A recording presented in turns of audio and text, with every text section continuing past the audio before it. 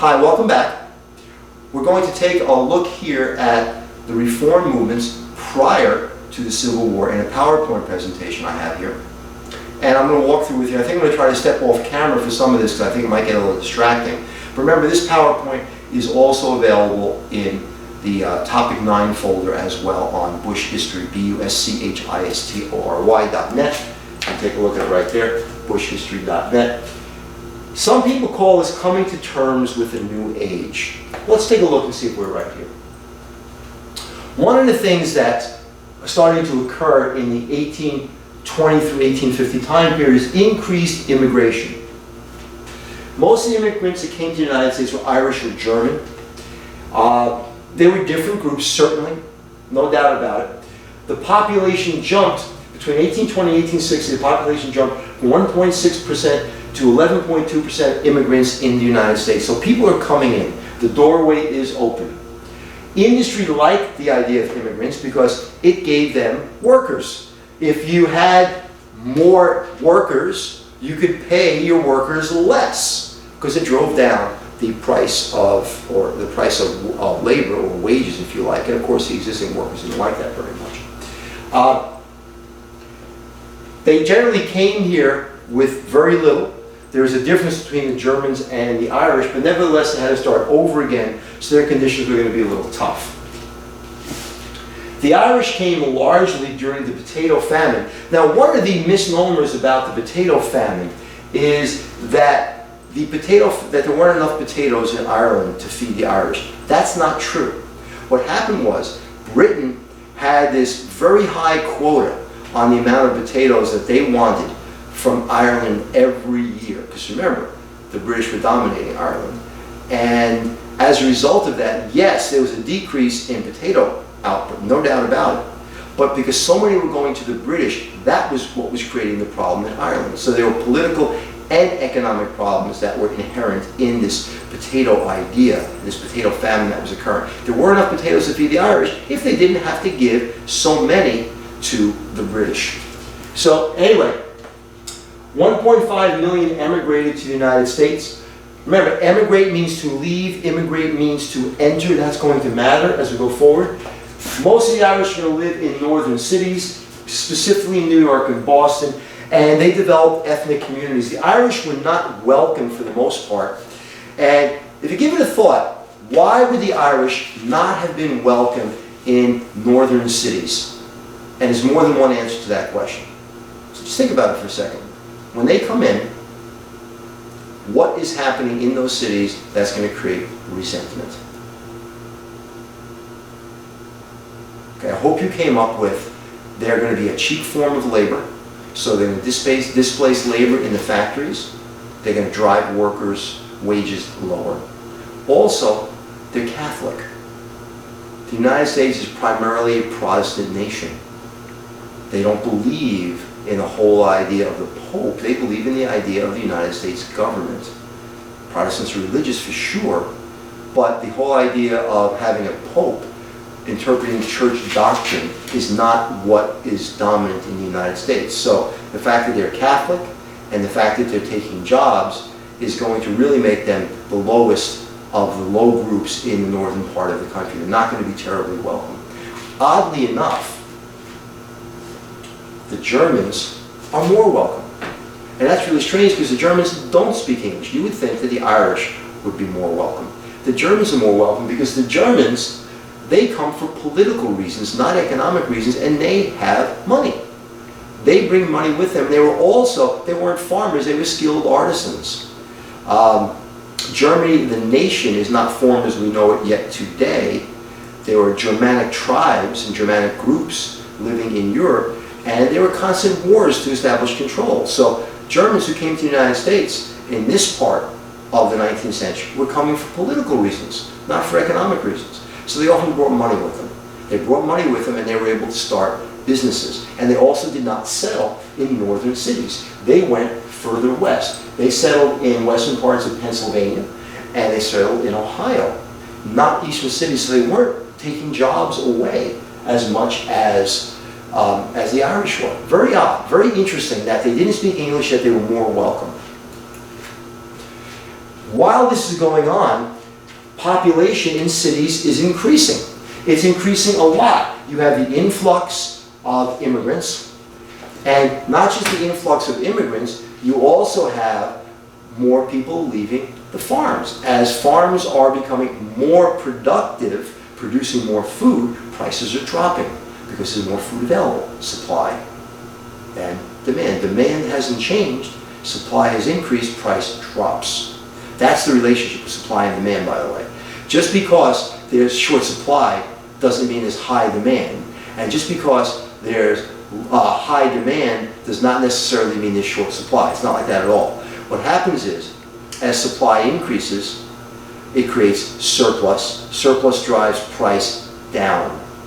When price drops, demand increases. So what happens here is, people are leaving the farms because they're not making enough money. As prices have dropped, farming is becoming less profitable, so farmers are going to the cities looking for jobs, and they are unskilled labor. Immigrants are in the cities looking for jobs, and they're largely unskilled labor along the East Coast, not the Germans, but the Irish. You also have the free black population competing for jobs. You have women entering the workforce in a limited way, competing for jobs, and you have runaway slaves competing for jobs. So there's a huge surplus of labor in the cities. The 5 largest cities, New York, Philadelphia, Baltimore, Boston, New Orleans, where they had this idea of instant cities. Now, if you take a look carefully, what do all these cities have in common? What do New York, Philadelphia, Baltimore, Boston, New Orleans all have in common? New Orleans, by the way, being the only non-eastern city here. They're port cities. Port cities, lots of cultural diffusion, probably more liberal ideas in those cities. The largest group of free blacks, for example, lived in New Orleans. Would not have been true in Atlanta, as an example.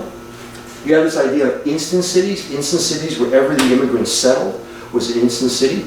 Later on, some of those would be called ghost towns. They were called boom towns and ghost towns out west. And in the east, they were called instant cities. Some of them survived, some did not. A lot of those were along the Erie Canal in the Burned-Over district. Walking cities. This idea that people would walk and settle in places. These are terms that are largely not used anymore, but you understand those would be the patterns. Someone would come in, they'd get off the boat, they'd take a walk, they'd settle. When they settled, and people settled with them, they would be instant cities. The conditions in these cities varied a lot. There was a huge gap between the rich and the poor. And obviously, as it is today, it was then. The rich had wonderful living conditions and they lived lavish lifestyles. And the poor had abhorrent, disgusting living conditions. 1% of the nation's population owned 40% of its wealth. Gee, that sounds familiar, doesn't it? The more things change, the more they remain the same. Poor sanitation led to disease. These cities, these newer cities, and actually older cities as well, they didn't have sanitation systems. People threw human waste out of the windows. The whole idea of heads up! What would happen in the morning was the chamber pot. The chamber pot is where you urinated or defecated at night instead of going outside. It was literally a pot of sorts, sometimes made of metal, sometimes made of ceramic, depending on how wealthy you were. And that was where your entire family went to the bathroom at night. And in the morning, the windows would open up, and somebody would throw it out the window right onto the street. And before they did it, it was customary to yell, heads up. I really think it would have been better to yell, duck! Because I don't want to look like that while I've got urine pouring down on me. But nevertheless, these cities were disgusting. Rotten meat was thrown out into the streets. They were horrible places. Because of such poor living conditions, anger rose. And in the 1830s, you start to have riots breaking out. Riots between Catholics and blacks. Now, if you think that through a little bit, it's really Irish and blacks that are doing the fighting. These are the lowest of the low in society. It's a debate. Who's lower on the economic chain here? Blacks or Irish? They're competing for jobs together. Now, that's going to be a real problem because it's going to develop a prejudice in Irish society against blacks at the time, because when the Civil War breaks out, the Irish are going to be fighting for what they perceive to free the blacks. In 1845, we had the first city police force created as a result of all the problems within cities. So now we have an organized group. Now the groups that were in these early police forces, They were the thugs. They were the guys that could fight well. So the early police forces were very much catering to groups that they liked and victimizing groups that they did not like, but they were creating a sense of order. In 1830, 500,000 free blacks lived in the North, and that's also creating a larger labor pool. Unemployment or employment decreased for black men between 1820 and 1850 because black men in the North were being replaced by Irish, because the blacks were here and the Irish were here. Not much of a distinction, but the Irish were above the blacks. And labor starts to gain power and wealthy people start to lose. They don't lose it completely, but they start to lose some of their political power. With the beginning of these industrial movements and an early union movement in the United States, organized labor starts to gain a clout. We start to have a series of strikes in the 1830s. Skilled workers would not allow other workers to cross lines during these strikes. Skilled workers band together across craft lines to improve working conditions. So you would get the blacksmiths, you would get the carpenters, you would get the textile workers, and they would band together to shut down factories and shut down mills to improve working conditions. That, by the way, is increasing democracy because people are participating in their own fate. You have the General Trade Union of New York, 40 strikes. Now the wealthy are not used to labor standing up to them or anybody standing up to them, so this is something new. Now if you think about where this is going to go, the wealthy are going to concoct ways to fight these strikes. It's going to take a little while, but it's going to occur. In 1825, we start to see the debate of a 10-hour day, because before we get the now generally accepted 8-hour or less day, people worked from sea to can't see.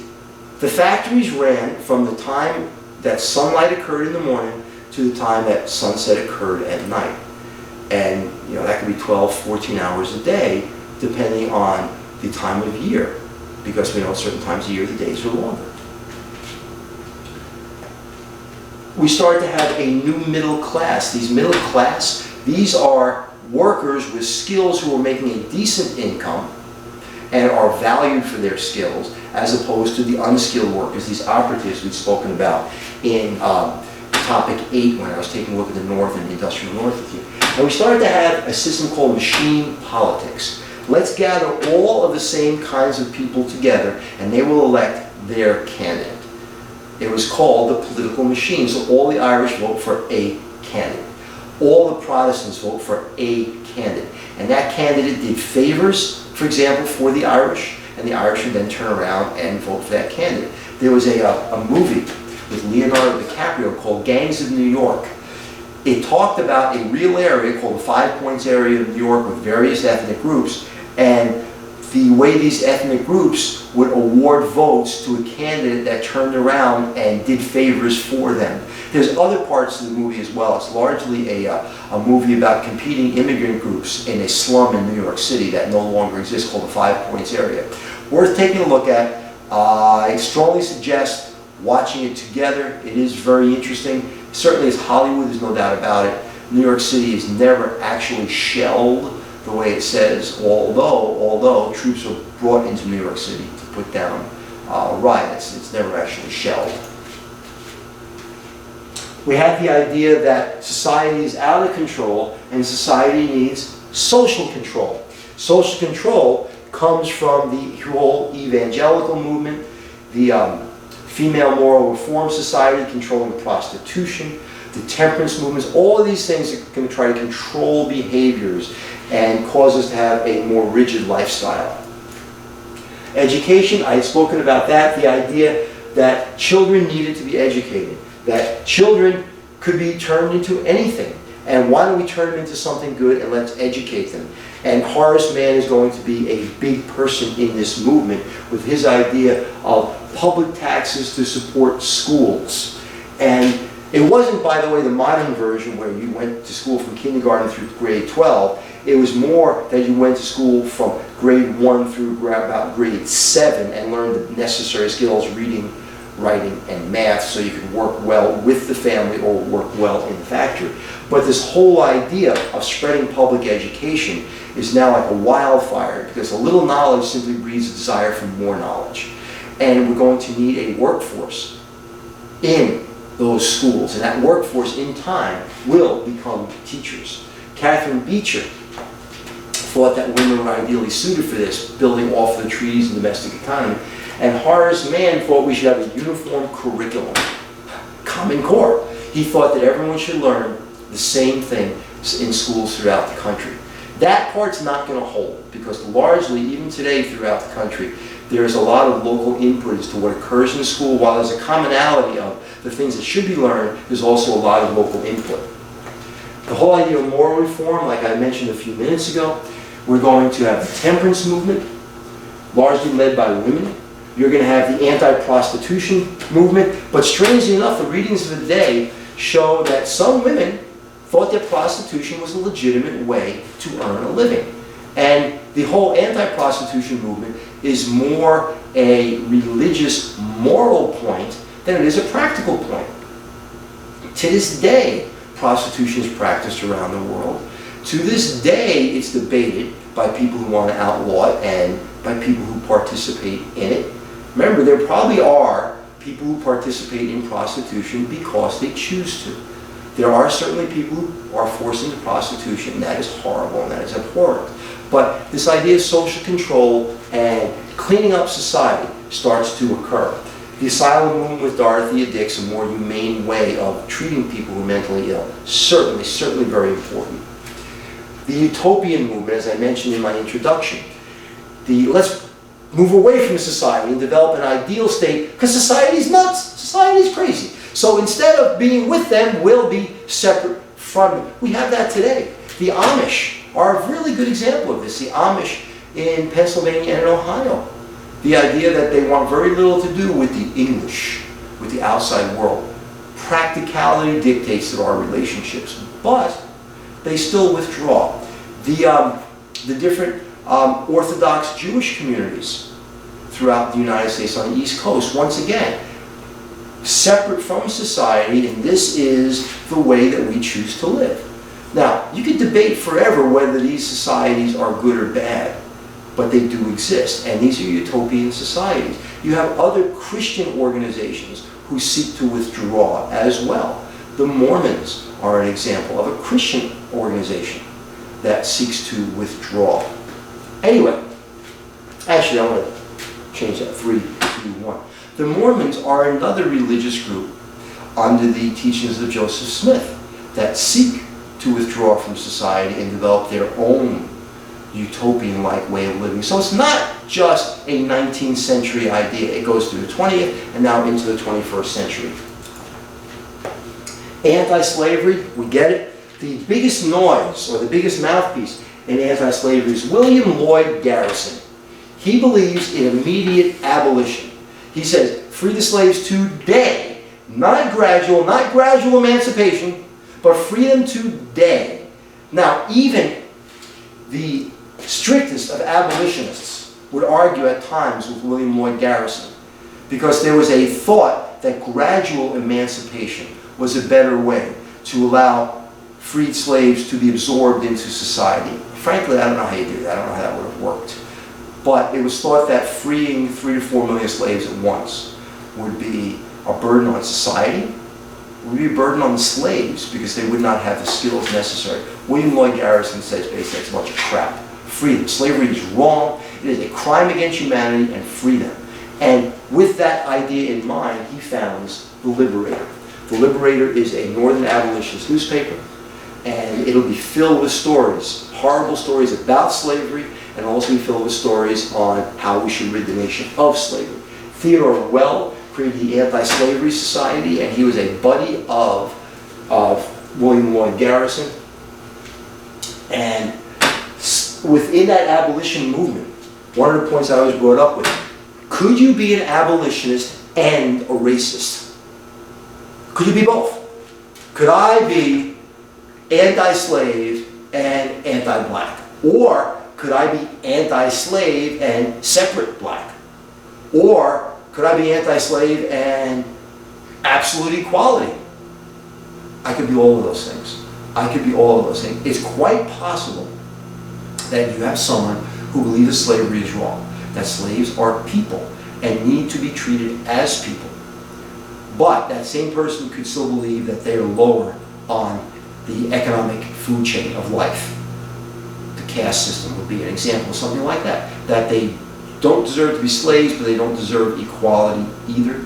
So you could have racists who are abolitionists. And isn't that an interesting thought? I'm a racist and I'm an abolitionist. By the way, I'm not a racist. But I'm a racist and an abolitionist. Also, be careful when people say that I'm racist. Anyway, to get back to the point, you could have that kind of thing going on. Women's rights. On the right-hand side of the presentation, you have Sarah and Angelica Grimke. And they are examples of Southern women who were both abolitionists and women's rights advocates. We're also going to have the first Women's Rights Convention in Seneca Falls in 1848. Seneca Falls is in New York. Lucretia Mott and Elizabeth Cady Stanton, two very wealthy women whose families made their money from the apple trade.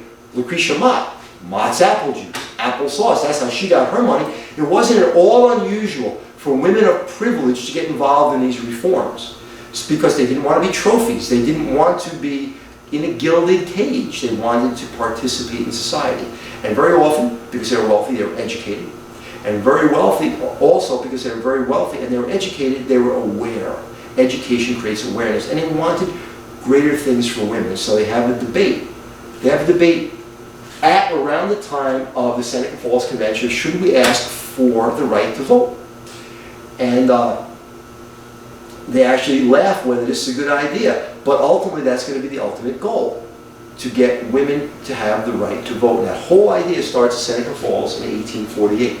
Seneca Falls, by the way, being up along the Erie Canal, not too far from Rochester, that whole idea of those reform movements burning through there. There was a theory of the day called the separate spheres argument. The idea that there was a woman's sphere and a man's sphere. That women lived in one world and that men lived in another world, kind of like a Venn diagram, if you want. And they overlapped when it came to having children, pretty much. And then other than that, they had two separate worlds. So that the Venn diagram comes together for having a family and comes apart again in terms of roles in society. Going to leave it there for now. The next thing I want to take a look at with you is a set of questions and answers, and that will be the third presentation on this topic of the reform movements prior to the Civil War. So let me cue that up and I will be right back.